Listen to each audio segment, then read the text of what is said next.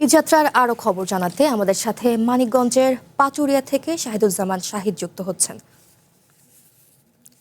শাহিদ, প্রথমেই জানতে চাইব সড়কে যানবাহনের চাপ কতটা বেড়েছে, এছাড়াও জানতে চাই যাত্রীদের কোনো অভিযোগ পাচ্ছেন কিনা। সঙ্গীতা, যেমনটি বলছিলেন, আমি কিন্তু দাঁড়িয়ে আছি মানিকগঞ্জের পাটুরিয়া যে ফেরিঘাট, এই ফেরিঘাট এলাকাতে। আমরা সড়ক পথে যেটা দেখলাম গত কয়েকদিন, আর মাত্র ঈদের কিন্তু 3 দিন বাকি আছে। এর ভিতরে ঘরমুখ মানুষ কিন্তু বাড়ি ফিরতে শুরু করেছে। আমি পাটুরিয়া যে ঘাটটাতে আছি, এই ঘাটটা দিয়ে কিন্তু দেশের 21টি জেলার মানুষ কিন্তু এখান দিয়ে পারাপার হয় আসলে। তো যাত্রীরা কিন্তু ইতোমধ্যেই বাড়ি ফেরার জন্য প্রস্তুতি নিচ্ছেন এবং কি শুরু করেছেন। সড়ক পথে তাদের তেমন কোনো ভোগান্তি ইতোমধ্যেও আমরা দেখতে পারিনি। যাত্রীরাও আমাদের তেমনটি কোনো কিছু অভিযোগ করেননি।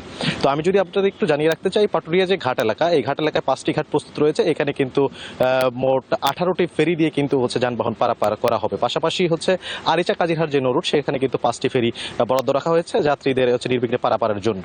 আমি তো আরেকটু জানিয়ে রাখি, যাত্রীদের যে লঞ্চ ঘাটটি রয়েছে এই পাটুরিয়া ঘাটে, এই লঞ্চ ঘাটে কিন্তু 16টি লঞ্চ বরাদ্দ রাখা হয়েছে যাত্রীদের নির্বিঘ্নে পারাপারের জন্য। পাশাপাশি আরিচা কাজিরহাট নৌরুটে কিন্তু 17টি লঞ্চ যাত্রী পারাপার করবে। ইতিমধ্যে আমি যদি আপনাকে একটু বলতে চাই, পাটুরিয়া ঘাট এলাকায় কিন্তু ভাঙন শুরু হয়েছে। এই ভাঙনের কারণে কিন্তু বিআইডব্লিউটিসি কর্তৃপক্ষ এবং পানি উন্নয়ন বোর্ডের পক্ষ থেকে কিন্তু ঘাট এলাকা মেরামত এবং সংরক্ষণের জন্য কিন্তু প্রস্তুতি গ্রহণ করা হয়েছে। তবুও বৈরী পরিস্থিতি এবং চলমান যে ভাঙন, এই ভাঙনটা কি আকারে দাঁড়াবে, সর্বশেষ পরিস্থিতি আমরা সময়ের সাথে সাথেই দেখতে পাবো আসলে। কিন্তু কর্তৃপক্ষ যারা আছেন তারা আমাদের নিশ্চিত করেছেন এই ধরনের পরিস্থিতি মোকাবেলায় ঈদযাত্রা নির্বিঘ্ন করতে সার্বিক প্রস্তুতি তাদের রয়েছে। আমি একটু যুক্ত করতে চাই বিআইডব্লিউটিসির যিনি এই ঘাট এলাকার দায়িত্বরত আছেন আব্দুল সালাম সাহেব, আমি তাদের কাছে একটু জানবো আসলে ঈদযাত্রা তাদের সার্বিক পরিস্থিতি আসলে জানাবেন। ঈদযাত্রা কেমন প্রস্তুতি আপনাদের রয়েছে? হ্যাঁ, আপনাকে ধন্যবাদ। প্রতিবারের ন্যায় এবারও আমাদের সব ধরনের প্রস্তুতি আমরা নিয়েছি। আমাদের সার্ভিসে আমরা যে ফেরিগুলি যুক্ত করি সবগুলি ফেরি সচল অবস্থায় আছে এবং খুব সুন্দরভাবে তারা স্মুথলি অপারেশন করতেছে।